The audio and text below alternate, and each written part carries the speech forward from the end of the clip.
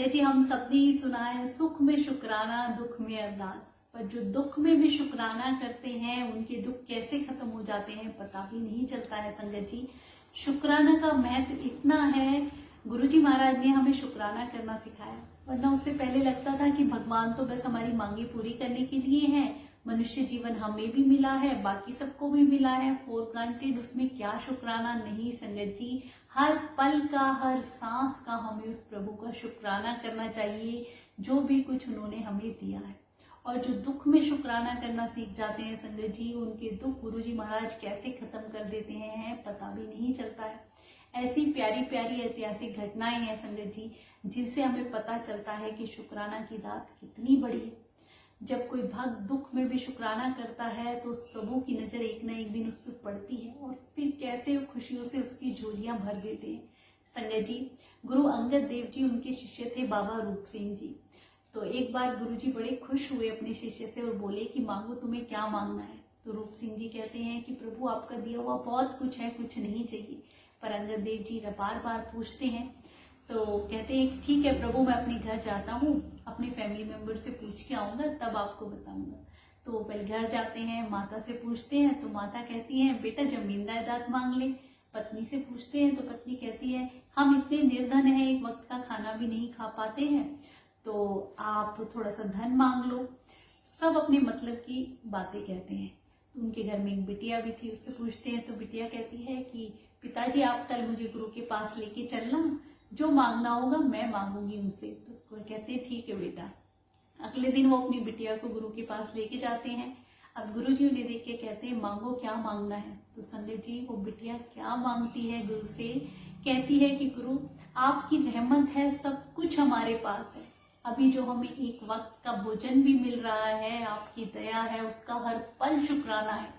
पर आप ऐसी शुक्राना की दात देना कि अगर हमें आगे आने वाले दिन में 4 दिन तक भी भोजन ना मिले तो भी हमारे मुख से शुक्राना ही निकले। संगत जी, बिटिया की बात सुन के गुरु इतने खुश होते हैं। आपने देखा कैसे हर पल दुख में भी शुक्राना की दात मांगना बहुत बड़ी बात है। संगत जी, हमारे ऊपर तो कोई जरा सा दुख आता है तो हमारी शिकायतें शुरू हो जाती हैं, शुक्राना तो दूर की बात कि गुरु ऐसे नहीं हुआ, गुरु जी ये नहीं हुआ, ये होना था, वो होना था, हम कंप्लेन करना शुरू कर देते हैं।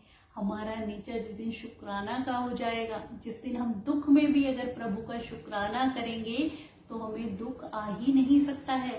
संगत जी, ऐसी ही एक और घटना है। एक पक्षी जो कि घायल अवस्था में रेगिस्तान में गिर जाता है, उसके पंख टूट जाते हैं, वो दर्द से तड़प रहा होता है। उसी वक्त गरुड़ देवता जी वहां से गुजरते हैं। तो पूछता है गरुड़ देवता से आप कहाँ जा रहे हैं। तो गरुड़ देवता कहते हैं मैं स्वर्गलोक जा रहा हूँ। तो वो कहते हैं कि आप वहां जा रहे हैं तो मेरे बारे में पूछना, मैं यहाँ दर्द से तड़प रहा हूँ, मेरे भाग्य में यही लिखा है, ऐसे कब तक होगा, मुझे कब मुक्ति मिलेगी।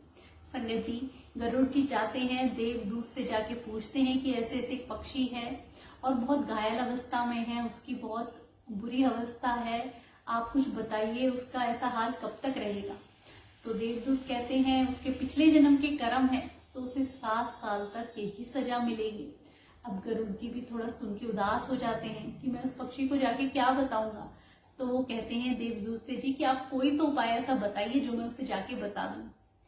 तो देवदूत कहते हैं आप उससे कहना कि वो हर पल प्रभु का शुक्राना करे, बस एक ही बात बोलता रहे कि प्रभु तेरा शुक्राना है। अब गरुड़ जी वापिस आते हैं और पक्षी को मिलते हैं और उससे कहते, पक्षी पूछता है क्या बताया मेरे बारे में। तो गरुड़ जी कहते कुछ नहीं, बस यही बताया है कि बस हर पल प्रभु का शुक्राना करते रहो, सब ठीक हो जाएगा। और संगत जी, उस दिन से वो पक्षी हर पल शुक्राना करता रहा। पीने को उसके पास पानी नहीं था, जल से तड़प रहा है पानी पीने के लिए, पर फिर भी शुक्राना, घायल अवस्था में है, पीड़ा में है, फिर भी शुक्राना, हर पल हर घड़ी वो शुक्राना ही करता रहा।